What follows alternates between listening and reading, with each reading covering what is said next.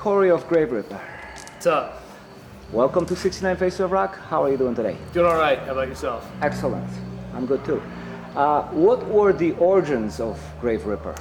Yeah, man. So I've always kind of played in bands and done the whole metal circuit, and I had gotten some things done. I had some free time on my schedule again, so I was like, I'm gonna start a kick-ass black thrash band.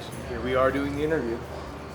Tell me about the nature of the name and why it's spelled the way it's spelled. Yeah, so I mean, Graveripper is just the classic, you take two words that sound cool and put them together in the context of heavy metal, and it's spelled Graveripper, and yeah, straightforward, easy as that. Yep.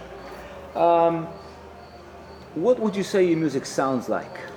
I'd say our stuff kind of has like a ferocious 80s thrash approach, kind of like sprinkled with some of the frost of the early 90s Norwegian black metal scene. So kind of the late 80s Bay Area thrash, some of the German thrash stuff, a little more death thrash, but then with some black metal elements in there too. Would those also be the bands you grew up listening to?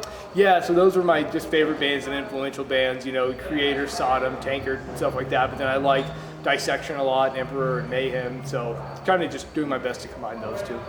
Excellent. Yeah. You did two EPs, right? Complete Blinding Darkness and Radiated Remains. Yep. Right?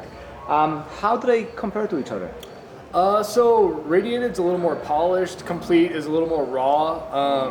Radiated was the first step in the direction we're headed now, so Radiated's a little more mature, Complete's a little more stripped down and raw. What kind of response did those two receive? They both got pretty good responses. Complete got us hooked up with our current label, Wise Blood Records, who's an awesome label. And we released Radiated through Wise Blood, and Radiated was the first record we did release, I guess, not a full record, that really got some attention in the metal circuit. Decibel, some other publications published it, so I think they were both received pretty well. Good. How would you describe the members of your band? My best dudes. So we run a pretty tight ship. It's a three-piece band.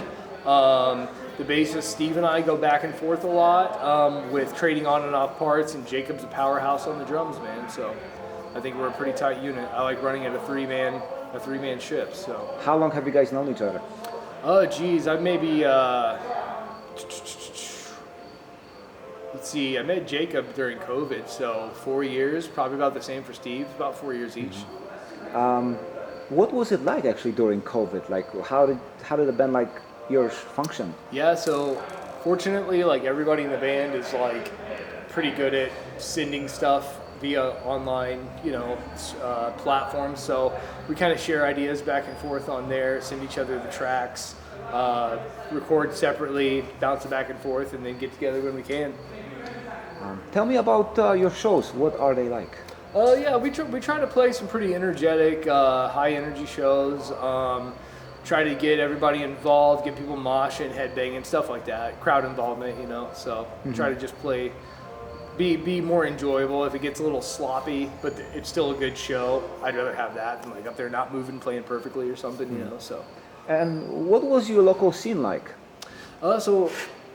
Indianapolis has a really good local metal scene. There's a lot of variety for any like metal genre you want to get into. So the scene's great. Excellent. Yeah. Your first full-length album, Seasons Dreaming, right? Seasons Dreaming Death. Yes, sir. Came out last year. Yep. What can you tell me about that record? Yeah, I think it's a great representation of what Graveripper's next step forward was. We're really proud of it. Yeah, check it out. And what response did it? Yeah, it got a great response also. We did a little Midwest tour of it with our label mates in Bloodletter. That was a fun time. We went out to Denver and did the Decibel, the Beer and Metal Fest pre-show out there. So yeah, the reception was pretty good. Tell me about your songs. What are they about? The regular, I guess a little bit of everything. Some just... there's some violent stuff in there. There's some sci-fi stuff in there. There's some, your typical thrash political stuff. So a good variety of things, but not straying too far out of the domain of what you'd expect to hear in a heavy metal song. Are you working on any new songs or possibly new album? Always. We might even play a new song tonight. Okay. I have to wait and see. Keeping in mind the album came out last year, is there something brewing for this year or maybe next year? I have to wait and see. I have to wait and see. Keep those peepers peeped. I know, right? Yeah. What does it personally mean to you to be able to play in a band like Graveripper? Yeah, it's like, what do you awesome. get out of it? It's the best thing in the world. What else? I was just thinking about that on the way here. Actually, is like just driving up there is the coolest thing ever. So. Cool. Finally, what's next? You have to wait and see. Keep your eyes on us. Follow us on Instagram. Follow us on Facebook, and you'll be the first to know. You're the man mystery, aren't you? That's 100%, man. I like to keep you guessing. Thank you. Not a problem. Thank you.